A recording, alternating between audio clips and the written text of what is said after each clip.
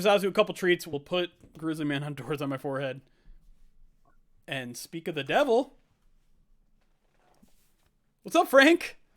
Yo, How's it going, man? Got doing well. How you are hear you us? guys? Good, You got good. us? Okay, great. Appreciate you making some time. I know Fridays are busy, and I know you're probably just stepping off the practice field as well. So appreciate you making some time, man. No problem. Thanks for having me on. So All right. I teased it when I talked to you about this on Wednesday, but we got to talk about the celebration on Sunday. Uh, who came up with it? Was it you or was it Jamal? uh, I guess it was a collaboration. Okay. Jamal came up to me, I think on Friday that week, Friday. And he's like, "Hey man, we gotta do a celebration." Because I'm usually like a guy we score. It's more like catch my breath and run on the sidelines. Yeah. And he's like, "All right," and I'm like, "All right, fine." It's like, "What do you want to do?" And I'm like, "Well, I like to fish, so how about I just reel you in?" And he loved You like being the fish. What kind of fish I imagine he's like? Would you rate him as a fish? Like a rainbow trout? What we got? He's probably a muskie, a Lake St. Clair muskie. Have you ever caught a 205-pound fish? No, oh Muskie. yeah, I've caught bigger. 5 pound Really? muskie. Not to brag, I've caught bigger. But did you Uh, drop? Did you on drop those fish on their No, head? dude, come on. He was a little top heavy. I wasn't ready for that. was that what I am now curious. You caught heavier. Was it like out at sea? Or you going after like marlins or something? Or Yeah, I've caught a couple marlin over oh, 200, wow, and I've caught a Goliath grouper that was 500. wow. Wow. Jeez. I That's like crazy. that. No, as a seaman myself, I love things out at sea. I wanted to ask you. So I've always loved the center position. I feel it's a really Appreciated.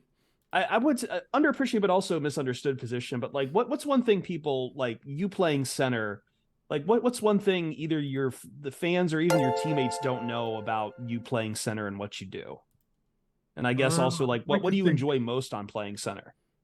the chess match probably. Like, I don't think I think in general people don't understand how much thinking and preparation and studying goes on in football, and especially at the center position. I have to know a lot about our offense, the defense, how each play schematically works, and I kind of set up everything up in the run game and protection wise. So that's the part I love. I like kind of being, I guess, the general in front, up front, if you would, The ball just literally starts in your hand. Yeah.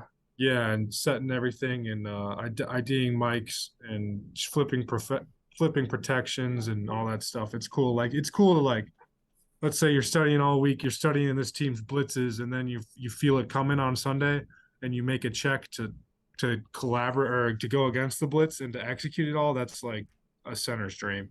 Yeah. That one doesn't show up on the score sheet. Probably doesn't show up on the Yeah, on your PFF grade or anything like that. yeah. But PFF ain't seeing No, that. no, it's just it's dreams for former linemen. I know, like, I've worked with Jeff Schwartz a bit, and he loves stuff like that. He loves talking shop on the whole position. So I feel like there's a renaissance lately on appreciating offensive linemen, which is fantastic. Yeah, any appreciation is much welcomed. well, obviously it's been a stressful season, a stressful week for guys like you, and I know you've been dealing with the injury on top of all of that sort of stuff, but and so we were kind of hoping we'd get more offensive line camera time on Hard Knocks this year, but we really didn't. We got some outtakes from you kind of on social media, but not a ton on the actual show itself. So I'm kind of curious, like, what's the brotherhood like on that offensive line when you're going through stuff like this? What's something that you guys do as a collective group to just kind of unwind a little bit? Oh, there's all kinds of stuff. Part of it's like we try to avoid the cameras a little bit because we're offensive linemen. We don't want anyone talking about us. We're trying to just sail through. Fair enough. Usually when people are talking about us, it's not too good. So we try to stay under the radar there. But we do all kinds of stuff. Like every Thursday night, we have O-line dinner. We go out to a different steakhouse and guys take turn buying. That's a great way to bond. We're kind of spending time together. We're always hanging out in our room, so we're always together. We're all pretty good friends, so it's cool. Two food questions off that. Number one, what's the one steakhouse recommendation you'd make in the Detroit area? What's been your Hyde favorite? Park, Hyde Park, Hyde Park. and Okay. like, dude, Caesar salad. I'm not like a salad guy by any means. Caesar No. salad. They like for some reason they like bake their croutons or something. Okay. Freshly Yeah. warm baked croutons. I get Caesar salad extra croutons.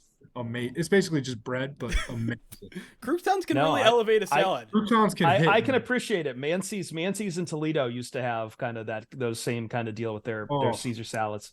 But funny enough, so we're part of our Movember charity drive is I've never been to an Olive Garden in my life. I have to go, and I know you guys have been. I know you are a noted fan of Applebee's, Yeah, and some of the larger chains out there that some people might like poo poo on, but like what's what's I can't remember the last time I've been to an Applebee's. What's like I don't know, like what draws you there, and like what's kind of your favorite things to grab while you're there? half apps, dude.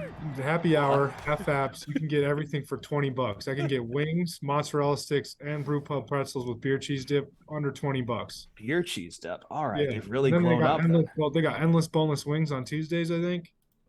And they got I remember those. I used to eat those when I was 17. Yeah, exactly. That's the thing with Applebee's is after every high school football game, our whole high school would go to the local Applebee's and celebrate. So there's definitely a sentimental part for me too. That's fair. That's fair. Good memories. Good memories. Yeah. Well, part of the reason we have you on is obviously this is a charitable month for us. We're raising money for the Alzheimer's Association as part of Movember. I'm trying to grow a mustache, which I'm working on. But so good. We like to ask our guests their kind of origin story with their own facial hair. So you obviously got a pretty full head of hair there now. Has it always been that way? What kind of inspired what you got rocking these days? The head of hair, no. The hairline's declining. Beard. That's why the hat's on. Yeah. The beard is I guess like ever since I've had it, I've kept it, and it kind of protects the double chin, so it's a good look for offensive linemen. I like that. I like to think, at least. Does that itch when you have to put on the chin strap or anything? Does that mess up at all, or? Yeah, sometimes, but we got the beard oils, the beard butter, the beard moisturizers to kind of keep it all good. It's good tips for I might just need for the upper lip this month. Yeah, no doubt. Well, the last thing I want to talk about is your own foundation, because I know you guys you got a big event coming up on Monday. First, let's just talk about the Rags Remembered Foundation. Tell people that don't know about it what's it all about, why it's important to you. Yeah, so since I got in the league, I've always wanted to launch a foundation, and it's a tough process. There's a lot of things that go into it, and finally going into year 5, I've been able to launch a foundation, and it's called Rags Remembered, which is in honor of my dad. That was kind of his nickname growing up with his high school friends, and everyone called him that. And he passed away when I was a junior in college of a sudden heart attack. And the foundation is really just, I'm very grateful for the way I was raised. Kind of the outdoors was introduced to me at a young age, and I've kind of always been in it ever since. And I think it's really good for kids and people growing up. And then on the flip side is when my dad passed away, I used the outdoors as kind of an outlet to grieve. And whether it was fishing or hunting or just spending time outside, it was my therapy, if you will. Yeah. And so the idea with the foundation is I want to help underprivileged or disadvantaged kids get to the outdoors and help grieving families connect, bond, have some sort of therapy, or just a good day in the outdoors. So that's the goal. Nice. And then the night of memories is Monday, November 7th, 6:30 p.m. at Ford Field. Tell us what goes on at those events and how people can get involved. Yeah, this Monday actually, and it's like a cocktail hour. A bunch of my teammates will be there, kind of hang out, cocktail hour, and then there'll be time for me to do like a Q&A, talk about the story, talk about the foundation, talk about our plans for the future with the foundation, and then there will be an auction, which is pretty cool. We got a great auctioneer who does it really well, makes it really fun, and there's actually a lot of things you can bid on for very, very good prices, and it all goes towards a good cause. So hopefully it'll be a great night. Yeah, again, that's the Rags Remembered Foundation, the Night of Memories. Just Google search that, I'm sure, and that is there a website for the foundation? Yeah, it's Ragnow Memory or Rags, my bad, ragsmemories22.givesmart.com. Great.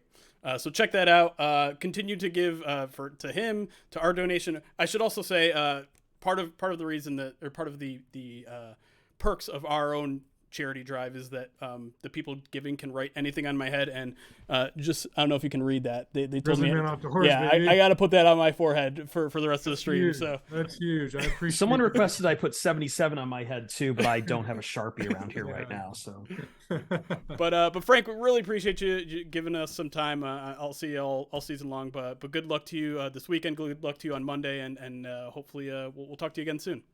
Appreciate it, guys. It's awesome. thank you, Frank. Thank you.